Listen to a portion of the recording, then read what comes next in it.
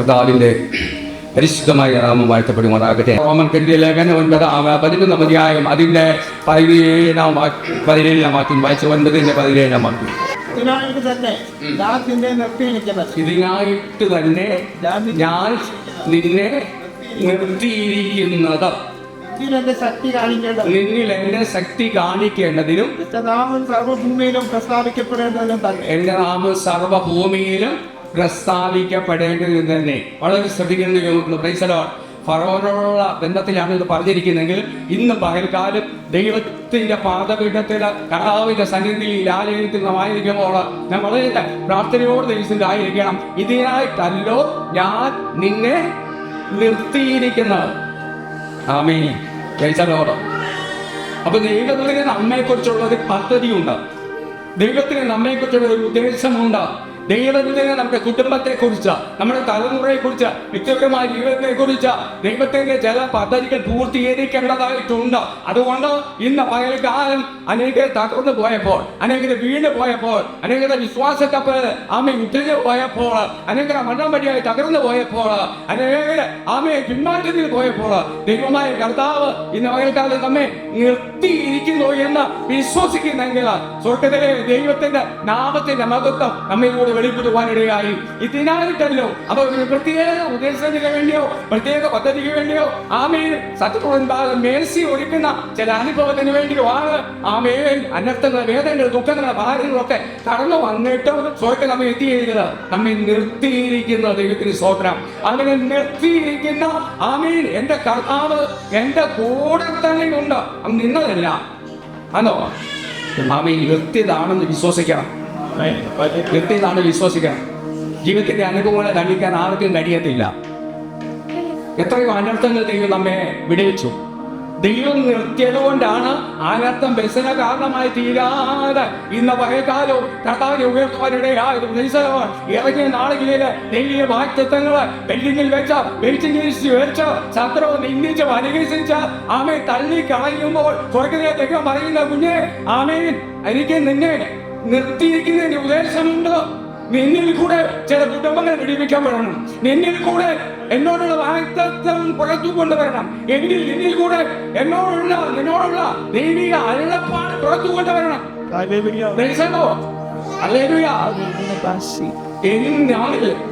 ദൈവത്തിന്റെ ശക്തി വെളിപ്പെടുത്തണം. നമ്മൾ ദൈവത്തിന്റെ ശക്തി വെളിപ്പെടുത്തണമെന്ന് ദൈവം നിർത്തിയതാണെങ്കിൽ ഇന്ന പകൽക്കാലം ഓർക്കണം. നമ്മിൽ കൂടെ ദൈവത്തിന്റെ ശക്തി വെളിപ്പെടുത്തി നമ്മുടെ ശരീരത്തിന്റെ ബന്ധനങ്ങളെ അടിച്ചു മാറ്റി, രോഗകെട്ടുകളെ അടിച്ചു മാറ്റി, ദൈവിക വെളിപ്പാടിൽ കൂടെ നിങ്ങളെ അറിയിച്ച, ദൈവിക ദർശനത്തിലൂടെ നിങ്ങളെ അറിയിച്ച ദൈവഭക്തന്മാരിൽ കൂടെ അതിനെപ്പോഴായിട്ട് നിങ്ങളെ അറിയിച്ച ദൈവിക വിഷയത്തിന്റെ പൂർത്തീകരണത്തിലേക്ക് കൊണ്ടെത്തിക്കുവാൻ അനർത്ഥത്തിൽ നിങ്ങളെ വിടുവിച്ചു. നിങ്ങളെ വിടുവിച്ചു, രോഗത്തിൽ നിങ്ങളെ വെടിവെച്ചു, ഇടയ്ക്കതിൽ നിങ്ങളെ പിടിവെച്ചു. ഞാൻ വിളിക്കുമ്പോൾ എന്ത് ചെയ്യണം? ഉത്തരം ആളോടാണ്. ദൈവം നിർത്തിയ ദൈവവൈദ്യനോട് ദൈവം വ്യക്തിപരമായി സംസാരിക്കും. വിഷയങ്ങൾ കൊണ്ടിടുമ്പോൾ അതിനാളെ പ്രവർത്തി സ്വാമി ദൈവസംഖ്യയുടെ പ്രഭാതത്തിൽ ചെയ്തെടുക്കുവാൻ എന്റെ ദൈവത്തിനുണ്ട്. മോശയോട് അങ്ങനെ തേങ്ങ ശരീരം കാണിക്കണം. എനിക്ക് അങ്ങനെ കാണണം. ദൈവം മോശയോട് പറഞ്ഞു, എന്നെ കണ്ടാൽ ആർക്കും നിൽക്കാൻ പറ്റുകയില്ല. പണിയെന്ന് ചിന്തിച്ച് നോക്ക്. പർവ്വതത്തിലേക്ക് ദൈവം വിളിച്ച് അതുകൊണ്ട് ഇരുത്തി. പക്ഷെ മോശയോട് ദൈവം പറഞ്ഞത് പറ്റുകയില്ല. ദൈവം ഒരു കാര്യം മോശയോട് പറഞ്ഞു. ആവർത്തന പുസ്തകത്തിലാണെന്ന് തോന്നുന്നു 33:21 പ്രകാരം പറയുന്നു, എന്റെ അടുക്കൽ ഒരു സ്ഥലമുണ്ട്. എന്റെ അടുക്കൽ ഒരു സ്ഥലമുണ്ട്. നിർത്തിയ സ്ഥാനത്ത് ദൈവവൈദ്യൻ അവിടെ ഉണ്ടെങ്കിൽ ഇത് പകൽക്കാലം ദൈവത്തിന്റെ ശക്തി നമ്മെ കൂടെ പ്രവഹിക്കാൻ പോവുകയാണ്. എന്റെ ശക്തി നിന്നെ കൂടെ പ്രവഹിക്കുമ്പോൾ എന്റെ വാഗ്ദത്തം നിന്നിൽ നിവർത്തിക്കപ്പെടും. ഇന്നു വരെ മൈനസ് എന്ന് പറയുക തള്ളിക്കളയ രക്ഷകമേൽ സ്വർഗത്തിന്റെ വിചാരം ദൈവത്തിന്റെ ശക്തിയെ കൂടെ വെളിപ്പെടാൻ പോവുകയാണ്. അതിലേക്ക് ഞാൻ നിർത്തിയത്. എന്റെ അടുക്കൽ ഒരു സ്ഥലമുണ്ട്, അവിടെ നീ ഇരിക്കണം. പ്രാർത്ഥന മുറിയിൽ കയറുമ്പോൾ ആരാധന കയറുമ്പോൾ എന്റെ കർത്താവ് അടുക്കൽ വിളിച്ചിരുത്തുന്ന ദൈവത്തിലേക്ക് അകത്തുണ്ട്. Praise the Lord. യേശുവിന്റെ നാമത്തിൽ നീറുന്ന വിഷയങ്ങൾ നടുവില്ല. എങ്ങനെ മുന്നോട്ട് പോകുമെന്ന് ബാധപ്പെടുത്തിയ വിഷയങ്ങൾ നടുവില്ല. നിങ്ങൾ ദൈവത്തെ ചോദിച്ച ജനങ്ങൾ നടുവില്ല. ദൈവത്തിന്റെ ആ തമിഴെ കാലം ആമേ കൈയൊഴിഞ്ഞ വിഷയങ്ങൾ, ലോകന്മാർ കൈയൊഴിഞ്ഞ വിഷയങ്ങൾ, ആമേ ഭക്തന്മാർ കൈയൊഴിഞ്ഞ വിഷയങ്ങൾ, അഭിഷേകന്മാർ കൈയൊഴിഞ്ഞ വിഷയങ്ങൾ, ദൈവത്തിന്റെ ആ തോൽക്കുന്നതോ എന്റെ അടുക്കലെ വിളിച്ചിരിക്കുന്നത് ഒരു വലിയ പദ്ധതിയുടെ പൂർണ്ണ എന്റെ അടുക്കലെ വിളിച്ചിരിക്കുന്ന നിന്റെ സംശയ വിഭാഗത്തില്ല. എന്റെ അടുക്കലെ വിളിച്ചിരിക്കുന്നത് നീ ഇതുവരെ എന്നോട് ചോദിച്ച ചില വിഷയത്തിന് മറുപടിക്ക് വേണ്ടിയാണ് എന്റെ അടുക്കലെ വിളിച്ചിരിക്കുന്നത്. ആമേ നിനക്ക് അതിൽ ഒരു ഭാവനയും നിന്റെ ഊഴാരത്തിലും അടുക്കലിലും അധ്യായത്തില് 3-5 വാക്യം വായിക്കുമ്പോൾ പ്രകാരം കർത്താവ് പറയുന്ന ഒരു പ്രവചനപരമായിട്ട് എഴുതി വെച്ചിട്ടുണ്ട്. ഞാൻ ഏകനായി എന്ന് എഴുതും, മുന്തിരിച്ചവര് ചവിട്ടി. ഞാൻ ഏകനായി മുന്തിരിച്ചവര് ചവിട്ടി. ആരും എന്നെ സഹായിപ്പാൻ ഇല്ലായിരുന്നു. ആരും സഹായിക്കാനില്ലായിരുന്നു. ദൈവമേ, കർത്താവിന്റെ അടുത്തിരിക്കാൻ യോഗ്യതയില്ലായിരുന്നു നമ്മെ. എന്നെ നിർത്തുവാൻ ഒരു യോഗ്യതയും ഇല്ലായിരുന്നു. എന്നെ എന്റെ കർത്താവ് നിർത്തിയിട്ടുണ്ടെങ്കിൽ അനേകായിരങ്ങൾ നല്ല യൗവനത്തിലോട്ട് മാറ്റപ്പെട്ടപ്പോ അനേക സ്വത്ത് വാരിക്കൂട്ടി പക്ഷെങ്കിൽ അനുഭവിക്കാൻ കഴിയാതെ തകർന്നു പോയപ്പോ സമാധാന സ്വസ്ഥയും നഷ്ടപ്പെട്ടത് മരണത്തിന്റെ വഴിയായി നീങ്ങിപ്പോയപ്പോൾ യോഗ്യതയിലാരെയും എന്റെ അടുക്കൽ വിളിച്ചിരുത്തിയ സ്നേഹത്തിന്റെ കരം കൊണ്ട് തലോടിയ എന്റെ കർത്താവ് ഏകനായി മുന്തിരിച്ചവർ അവിടെയപ്പോൾ ആമേൻ അടുത്ത് ദൈവം വിളിച്ച് കൂടിയിരിക്കാനും ഒക്കെ വിളിച്ചിരുത്തിയ ശിഷ്യന്മാരെ മക്കളെ നിന്റെ കൂടെ മരിക്കാൻ ഞാൻ ഒരുക്കാം. പക്ഷെ നടന്നോ ഇല്ല. പലപ്പോഴും നമ്മുടെ തീരുമാനത്തിന്മേൽ ശത്രു കൈ കടത്തി ദൈവത്തിന്റെ സ്നേഹത്തിൽ നിന്ന് അന്യപ്പെടുത്തുമ്പോൾ കാലം കർത്താവ് പറയുന്ന എന്റെ അടുക്കലേക്ക് ഞാൻ ഏകനായി മുന്തിരിച്ചവൻ ചവിട്ടി. പക്ഷെ എന്നെ ചെയ്തു ആരും എന്റെ കൂടെയില്ലായിരുന്നു. സഹായിക്കാൻ ആരുമില്ലായിരുന്നു.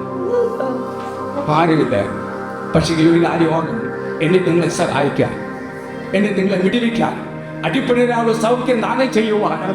ആമയെ വീണ് പോയപ്പോ എന്നെ നിർത്തിയ എന്റെ കർത്താവിന്റെ ആവിയത് പറയും. ആവി 60 സങ്കീർത്തനം 9-ാം വാക്യത്തിൽ ഇപ്രകാരം ആമേ 60-ാം സങ്കീർത്തനം 9-ാം വാക്യത്തില് ഇത് വായിച്ച്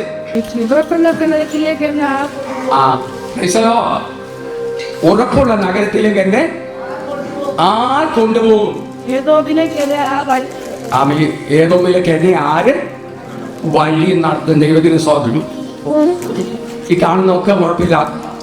പക്ഷെ ഉറപ്പുള്ള നഗരം എന്നെ കാത്തിരിക്കുക. എന്റെ കർത്താവ് എനിക്ക് വേണ്ടി ഒരുക്കിയിട്ടുണ്ട്. ആ നഗരത്തിന് വേണ്ടി എന്റെ കർത്താവിനെ ഒരുക്കിക്കൊണ്ടിരിക്കുക. അങ്ങനെ എന്റെ ദൈവത്തിൽ നഗരം പോകാതെ എന്നെ അടുക്കലെടുത്ത് എന്നെ സഹായിക്കുന്ന കർത്താവ് ഇത് പകർത്താൻ ദൈവമക്കൾ ഓർക്കണം. എന്റെ കർത്താവ് എന്നെ പിടിച്ച് അടുത്ത് ഇരുത്തിയിരിക്കുന്ന എന്നെ നിർത്തിയിരിക്കുന്ന എന്തിനാണ് പരിസരമാണ് എനിക്ക് വേണ്ടി ഓർക്കുള്ള നഗരം ദൈവം ഒരുക്കിയിട്ടുണ്ട്.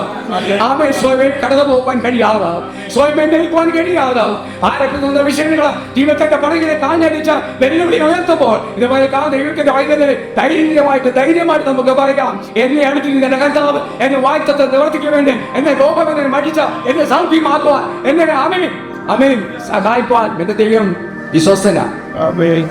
അപ്പോൾ 20-ാം അധ്യായത്തിൽ അഗ്രിപ്പായുടെ മുൻപിൽ പൗലോസ് നിൽക്കുമ്പോൾ അതിന്റെ പ്രതിവാദം പറയുവാൻ ദൈവം ആമേൻ അഗ്രിപ്പ യുവാദ കൂട്ടത്തിലെ പ്രകാരം പറയുന്നുണ്ട്. ആമേ ഇന്നയോളം എന്റെ കർത്താവിന്റെ സഹായം ലഭിച്ചതുകൊണ്ടാണ് ഞങ്ങൾക്ക് നവേശനോട് ഈ സമയം വരെ എന്റെ കർത്താവിന്റെ സഹായം ലഭിച്ചത് കൊണ്ടാണ് ഞാൻ നിൽക്കുന്നത് എന്ന് ധൈര്യപ്പെട്ട് പറയാൻ കഴിഞ്ഞത്. എങ്ങനെ മുന്തിരിച്ചവൻ ചവിട്ട് സഹായിപ്പാൻ ആരുമില്ലായിരുന്നപ്പോൾ പിടഞ്ഞു മരിച്ച എന്റെ കർത്താവിനെ സഹായിപ്പാൻ ആരുമില്ലായിരുന്നു. പക്ഷെ എന്നെ സഹായിപ്പാൻ എന്റെ കർത്താവ് ഇറങ്ങി വന്നു. വൈസനോട് എന്നെ നിർത്തുവാൻ എന്റെ കർത്താവ് ഇറങ്ങി വന്നു. അങ്ങനെയെങ്കിൽ കാലം ഞാൻ വീട് പോകേണ്ട സ്ഥാനം എന്നെ നിർത്തിയ ഒരു കർത്താവുണ്ട്. എന്നെ സഹായിച്ച ഒരു കർത്താവുണ്ട്. ആണ് കർത്താവിന്റെ സഖിനി എന്നിൽ കൂടെ വെളിപ്പെടണം. അത് തന്നെയല്ല ഒരിടത്തില്ല എവിടെ തന്നെയാ ഭൂമിയുടെ അറ്റത്തോളം ഞാൻ ഉച്ചസിൽ ചിറക് ധരിച്ച സമുദ്രത്തിന്റെ അറ്റത്ത് ചെന്ന് പാർത്താൽ അവിടെയും നിന്റെ കരം എന്നെ പിടിക്കും. നിന്റെ വലങ്കയെ പിടിച്ചു നടത്തും. അങ്ങനെ ദൈവത്തിന്റെ പരിശുദ്ധാത്മാവ് ഈ പട്ടണത്തിൽ ആക്കിയിരിക്കുന്ന തന്റെ ജനത്തിന് വേണ്ടി വലിയ ചെയ്യുവാൻ ദൈവത്തിന്റെ ആത്മാവ് ഇന്ന പകരക്കാൽ നമ്മെ തീർത്തിയിരിക്കുന്നു എന്ന് ദൈവമക്കൾ ആമേൻ വിശ്വസിക്കണം. ആമേൻ. ദൈവം നിർത്തിയാൽ ഒരു ശക്തിക്ക് നമ്മെ കഴിയത്തില്ല. ദൈവം നിർത്തിയ ഒരു സത്യം കഴിയത്തില്ല. എസ്കേൽ 37 1-ാം വാക്യത്തിൽ വായിക്കുന്നല്ലോ. ആമേൻ 37 വാക്യത്തിൽ പ്രകാരം വായിക്കുന്നു. ആമേൻ. കർത്താവ് തന്നെ എന്ത് ചെയ്തു? ദൈവത്തിന്റെ കാരണം തന്നിലേക്ക് വന്നു. ദൈവകരം തന്നിലേക്ക് വന്നു. ദൈവം നിർത്തിയാണോ? ദൈവം നിർത്തിയതാണോ? ദൈവം അടുത്തിരുത്തിയതാണോ? ദൈവത്തിന്റെ ആത്മാവ് ഓർപ്പിക്കേണ്ടോ? എന്റെ കരം നിന്റെ മേൽ ഇറങ്ങി വരും. എന്റെ കരം നിന്റെ മേൽ ഇറങ്ങി വരും. ദൈവത്തിന്റെ കരം വന്നപ്പോൾ ശൂന്യത മാറുകയാണ്. ശൂന്യത മാറുകയാണ്. ഇതുവരെ ലഭിക്കാത്ത വിഷയത്തിന് സ്വർഗം മറുപടി നൽകുകയാണ്. ഞരകിന വിഷയത്തിന് എന്റെ കർത്താവ് അത്ഭുതകരമായി വിടുതൽ നൽകുകയാണ്. അങ്ങനെ കാലം എന്റെ കർത്താവ് നിർത്തിയെങ്കിൽ ദൈവത്തിന്റെ കരം ഏത് സമയം നിങ്ങളോട് കൂടെ ഉണ്ടാവും. ദൈവത്തിന്റെ കാര്യം കൂടെ ഉണ്ടെങ്കിൽ ഒരു ശക്തി ഒന്നും ചെയ്യാൻ പറ്റില്ല. എന്റെ ദൈവം നിർത്തിയെങ്കിൽ ആമേൻ ഒരു വിഷയത്തിനും നമ്മെ തകർത്ത് കളയുവാൻ എന്റെ ആമേൻ ശത്രുവിനെ കഴിയണില്ല എന്ന് ഞാൻ പൂർണ്ണമായി വിശ്വസിക്കുന്നു. ആമേൻ. ദൈവം നിർത്തിയ ദൈവത്തിന്റെ കാര്യം വന്നു.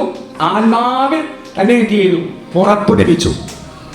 ദൈവത്തിന്റെ കാര്യം വന്നു കഴിഞ്ഞപ്പോൾ ആത്മാവിൽ പുറപ്പെടുവിച്ചു. ദൈവ സാന്നിധ്യം അനുഭവിക്കുന്ന മക്കൾക്കായി സ്തോത്രം ചെയ്യുന്നു. ഹല്ലേലൂയ. എന്റെ കർത്താവിനെ നിർത്തിയല്ല.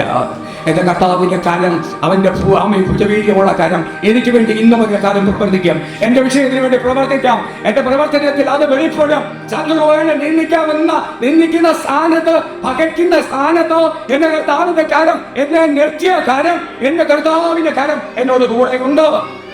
അതുകൊണ്ട് ആത്മാവിൽ എന്നെ പുറപ്പെടുവിക്കുന്നു. ചലിക്കുന്ന ആത്മാവിൽ, ആരാധിക്കുന്ന ആത്മാവിൽ, ഇരിക്കുന്ന ആത്മാവില്, നടക്കുന്ന ആത്മാവില്, നമ്മുടെ ജീവിതത്തിന്റെ മുഴുവൻ ജീവിത മണ്ഡലങ്ങളിലും ആത്മാവിന്റെ പ്രവർത്തനം ഉണ്ടാകണമെങ്കിൽ ദൈവക്കാരും അനുകൂലമായി നമുക്ക് വേണ്ടി ദൈവം ചലിപ്പിച്ചുകൊണ്ടേയിരിക്കണം.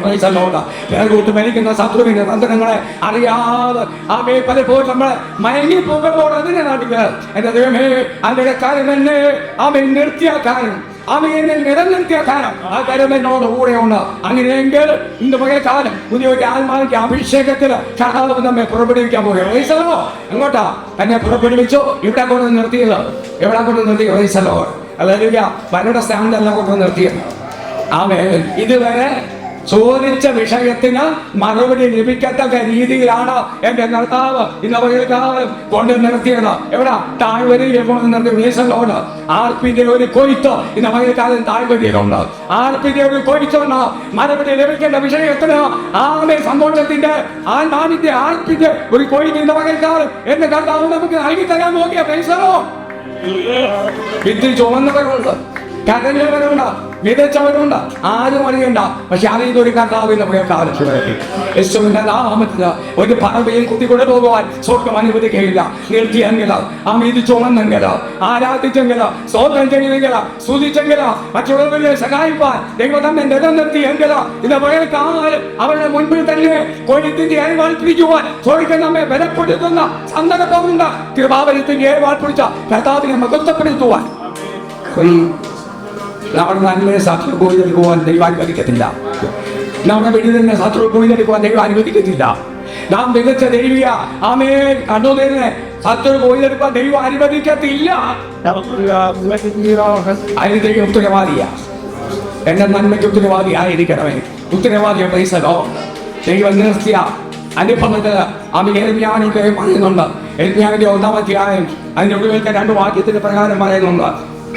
ഒന്ന് വായിച്ച് യെരമ്യാ 1:12-19 വാക്യം. 1:19 വായിച്ചു. ഞാൻ ഇന്ന് നിന്നെ സർവദേശം ദൈവമൊക്കെ ശ്രദ്ധിക്കണം. ഈ പട്ടണത്തിൽ ദൈവമെ കൊണ്ടെന്ന് വെറുതെയല്ല. എനിക്ക് നന്മ നൽകി അനുഗ്രഹം വിട്ടു ഉയർച്ച നൽകി. പക്ഷേ ഈ പട്ടണത്തിൽ സ്വർഗം നാം കൊണ്ടത് വെറുതെ. ഞാൻ ഇന്ന് നിന്നെ സർവദേശത്തിനും ഇവിടെ രാജാക്കന്മാർക്കും പ്രമുഖന്മാർക്കും പുരോഹിതന്മാർക്കും ഈ വാഴ്ചകളൊന്നും, ഈ സക്രിയകളൊന്നും ഇവിടെ താമേ ഇവിടെ ദൈവം കൊണ്ട് നിർത്തിയ ദൈവവൈദ്യനെ തകർന്നുവാൻ ദൈവം അനുവദിക്കയില്ല. ഇല്ല. യേശുവിന്റെ നാമത്തിൽ, യേശുവിന്റെ നാമത്തിൽ, യേശുവിന്റെ നാമത്തിൽ എല്ലാ ഭാരം മാറട്ടോ, നിരാശ മാറട്ടോ, ബലഹീനത മാറട്ടോ. ദൈവത്തിന് സ്വന്തം എന്റെ കർത്താവ് നിർത്തിയ ദൈവപരിപാടികളുടെ ദൈവിക ദൂരമാണ്. ഞാൻ നിന്നെ സർവ്വദേശത്തിലും പട്ടണത്തിലും പുരോഹിതന്മാർക്കും അല്ല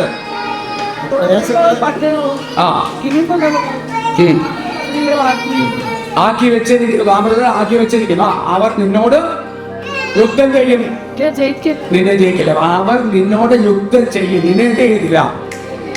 വൈസമോട് ആമേ ദൈവങ്ങളെ മനസ്സിലാക്കണം. ദാവീദ് പറഞ്ഞു, നിന്നാൽ ഞാൻ കൂടുതൽ മതിൽ ചാടിക്കളയും. അകത്തും പുറത്തും യുദ്ധം നേരിട്ടവരുണ്ട്, ചുറ്റുപാടുകളിൽ യുദ്ധം നേരിട്ടവരുണ്ട്, കുടുംബത്തിൽ യുദ്ധം നേരിട്ടവരുണ്ട്.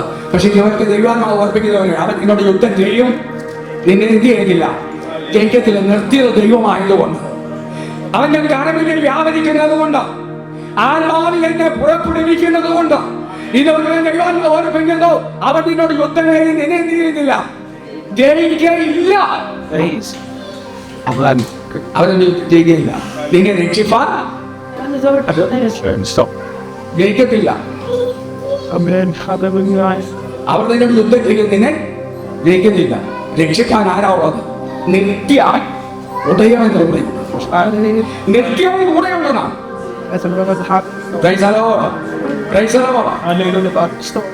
ദൈവത്തിന് സ്തോത്രം. നിങ്ങൾ വിഷയം കത്താതെന്ന് വരവേൽപ്പിക്കാം.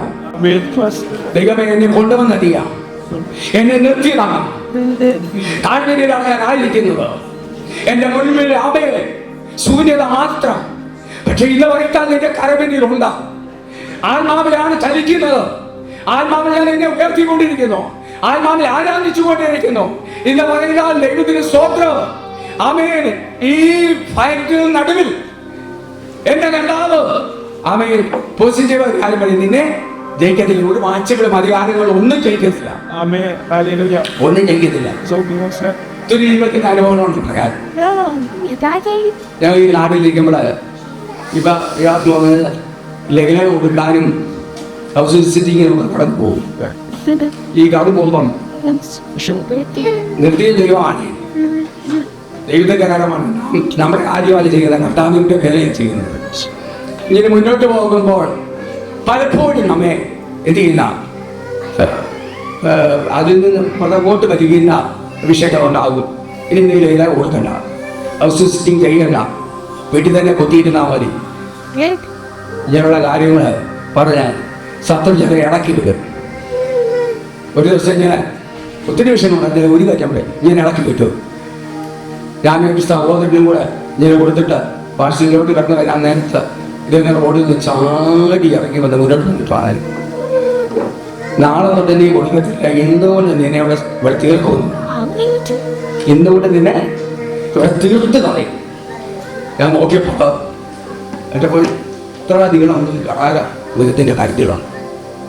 ഊരി ഞാൻ വെച്ചോളാം, ചാടി വന്നു സ്റ്റോപ്പിൽ വന്ന ഇതാ 30 മണി പോലെ ഇങ്ങനെ ചിന്തിക്കണം. ദൈവിക നന്മയ്ക്കും ഉയർച്ചയ്ക്കും വെടിതിന് എതിരായി വരുന്നതിനെ യുദ്ധം ചെയ്യാൻ ഇറങ്ങി വരുന്ന ഒരു കർത്താവ് നമുക്കുണ്ട്. യുദ്ധം ചെയ്യാൻ ഇറങ്ങി വരുന്ന കർത്താവ് നമുക്കുണ്ട്. ദൈവത്തിന്റെ മഹത്വം നമുക്ക് വേണ്ടി വെളിപ്പെടുത്താൻ ദൈവം ആഗ്രഹിക്കുന്നു. അദ്ദേഹം അതുപോലെ എൻ്റെ കൂടെയുള്ള സഹോദരൻ നിലവിളിക്കാൻ പറഞ്ഞു. ഞാൻ പറഞ്ഞ സഹോദര, നിലവിളിക്കുന്നത് നമ്മെ തിരഞ്ഞെടുത്താൽ കർത്താവ് വെളിയും തിരഞ്ഞെടുപ്പ് ഉറപ്പാക്കി കർത്താവിന് വേലയിൽ വർദ്ധിച്ചു വരട്ട്. നമ്മെ നിർത്തിയ കർത്താവ് ഉറപ്പുള്ളതിനായി നമ്മെ നിർത്തി നമ്മുടെ കർത്താവ് അവന്റെ കരം എല്ലായ്പ്പോഴും നമ്മോട് കൂടെ തന്നെ ഉണ്ട്. അദ്ദേഹം തിരിഞ്ഞ് പോയി റോഡ് സൈഡിലുള്ള കടയിൽ പോയി ഇരുന്നതിന് ശേഷം ഞാൻ ദൈവസന്നിധിയിൽ പോയിരുന്നു പ്രാർത്ഥിക്കുക. കാലയിൽ ഇവിടെ നീ നിന്റെ വേല ചെയ്യണമോ ചെയ്യണ്ടായോ, വേല ചെയ്യണമോ ചെയ്യണ്ടായോ? കർത്താവിനോട് പറഞ്ഞു, വേല തികയ്ക്കാനാണ് നിലയം കൊണ്ട് വന്നതെന്ന് പറഞ്ഞു. അങ്ങനെയാണെങ്കിൽ തടസ്സം മാറ്റിയേ പറ്റുള്ളൂ. ഡെയിലി ഭാഷയം തടസ്സം മാറ്റി പറ്റുള്ളൂ. അന്നെന്നെ മറച്ചത് അത്യുന്നതന്റെ മറവിൽ ദൈവം എന്നെ മറച്ചു. ഈ ദേഹം കടന്നു വന്നപ്പോൾ, എന്നെ തീർക്കാൻ കടന്നു വന്നപ്പോൾ എന്നെ കണ്ടില്ല. നിങ്ങൾ വിശ്വസിക്കുമോ? വിശ്വസിക്കുമോ? നിങ്ങൾ ചിലപ്പോൾ വിശ്വസിക്കാൻ പറ്റില്ല. സഹോദരനെ കണ്ടോട്ടെ, എന്നെ കണ്ടില്ല. എന്നെ തീർക്കാൻ വന്നത് ഞാൻ കർത്താവ് കർത്താവേ ആ വിഷയം എനിക്കിത് വെളിപ്പെടുത്തി തരണം. എന്തുകൊണ്ട് അദ്ദേഹത്തിന് മുൻപിൽ നിന്ന എന്നെ അദ്ദേഹം കണ്ടില്ല? എന്നെ ദൈവം ദർശനം കാണിച്ചു. ആകാശത്തിൽ സ്വർഗത്തിൽ നിന്ന് ഇറങ്ങി വരുന്ന ഒരു പേടകം, വലിയ പേടകം, അതുകൊണ്ട് വലിയ പേടകം. അത് നിറച്ച് ദൂതന്മാരാണ്. കർത്താവ് അത് എൻ്റെ മുൻപിൽ വന്ന് ഇത് ലാൻഡ് ചെയ്തു. ശ്രദ്ധിക്കണം, ഇത് കെട്ടുകഥ പറയുകയല്ല. എൻ്റെ മുൻപിൽ വന്ന് ലാൻഡ് ചെയ്തു. ലാൻഡ് ചെയ്തതിന് ശേഷം ഒരു ദൂതൻ വന്ന് ഡോർ ഓപ്പൺ ചെയ്തിട്ട് പറഞ്ഞു, മോനെ അകത്ത് കയറാൻ പറഞ്ഞു. ഞാൻ അകത്ത് കയറി. ഞാൻ അകത്ത് കയറി ഡോർ അടച്ചു. എന്നെ കൊണ്ട് ഇതങ്ങ് മുകളിലോട്ട് പോയി, സ്വർഗത്തിലോട്ട് അങ്ങ് പോവുക. കുറേ ചെന്ന് കഴിഞ്ഞപ്പോൾ ഞാൻ പറഞ്ഞു, ഇനി ഞാൻ ഭൂമിയിലോട്ട് പോകുന്നില്ല എന്ന് പറഞ്ഞപ്പോൾ പറഞ്ഞു, വേല തിരിഞ്ഞിട്ടില്ല, വേല പൂർത്തിയാകേണ്ടതായിട്ടുണ്ട് എന്ന് പറഞ്ഞതിൻ്റെ പാഴ്സലിൻ്റെ മുൻപിൽ തിരിച്ച് ലാൻഡ് ചെയ്ത ഡോർ തുറന്ന് എന്നെ ഇറക്കി വിട്ടു. ഞാൻ ഈ വിഷയം എനിക്ക് അധികം മനസ്സിലാക്കി തന്നത്, ഇദ്ദേഹം കടന്നു വന്നെന്നെ തീർക്കുവാൻ കടന്നു വന്നപ്പോൾ എൻ്റെ കർത്താവ് അദ്ദേഹത്തിൻ്റെ കണ്ണു മറിച്ചെന്നെ തൻ്റെ മറവിൽ എന്ത് ചെയ്തു? മറിച്ചു. അതിന് ശേഷം അദ്ദേഹത്തെ ദൈവം തൊട്ടു. ഭൂമിയിൽ നിന്ന് പോലും മാറ്റപ്പെടുന്ന രീതിയിൽ ദൈവത്തോടെ അതിനുശേഷം അനേക ദൈവത്തിന്റെ പ്രവൃത്തികളെ വെളിപ്പെടുവാനിടയായി.